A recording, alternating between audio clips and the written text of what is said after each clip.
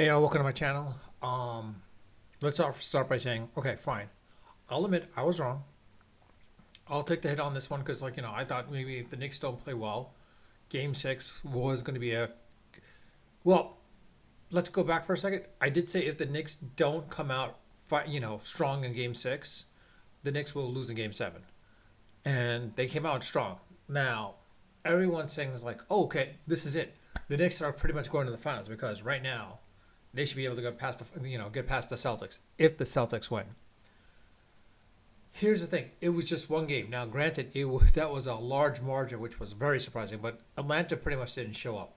But for game 3 and 4, or sorry, game 4 and 5, actually, I think Atlanta might have been outmatched. But here's the thing: I don't know if this is a case where the Knicks were not playing to their potential and they just thought Atlanta was going to be a rollover because let's be honest, after they traded Trey Young, the fact that the Atlanta Hawks made it into the playoffs this far and gave the Knicks a run for their money, it was pretty impressive. I'll be honest about that. But the real question comes down to is the next series, or rather the next team that they got to play. If it's Boston, this is going to be very troublesome because, yeah, granted, when the Knicks beat Boston 3-1 in the regular season, the only thing is Tatum wasn't there. Um, so it'll be interesting to see how that plays out in this situation, especially with the way Tatum is playing right now in the playoffs. Now, granted, Philadelphia is coming out strong, and I told you, look out for Philadelphia. They're going to be a sleeper.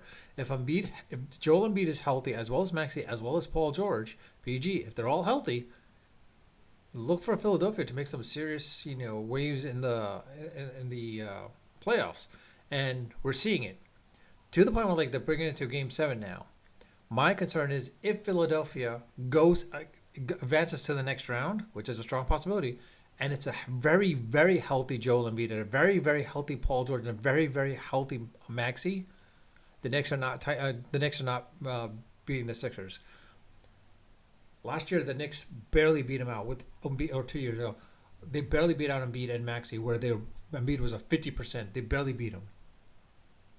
This time around, Embiid's going to be 100% healthy. I think. I'm worried if it's Philadelphia, the Knicks might have problems. If it's Boston, I think we might be able to get past it, but it all depends on Tatum and how he plays tomorrow against the Sixers. Because quite honestly, we might see a 2023 Jason Tatum Game 7 against the Sixers as well too, scoring 50 points. I don't know. That's a possibility.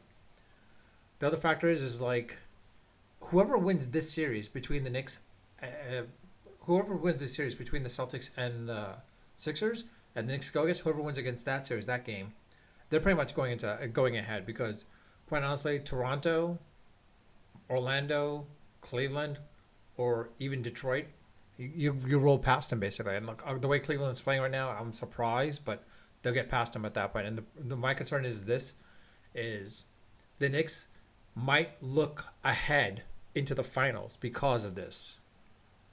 That's a concern for me. I don't know. That's just my two cents here. But reality is I'm genuinely surprised that the Knicks won the way they won. This is what they should have done in the beginning, in the first place with the series against the Hawks. But at least they closed it out like that. That's pretty good. Now, what happens here? Well, only time will tell. But with that, I'll leave it at that. Unfiltered, unedited, of course, always unrehearsed. Until next time.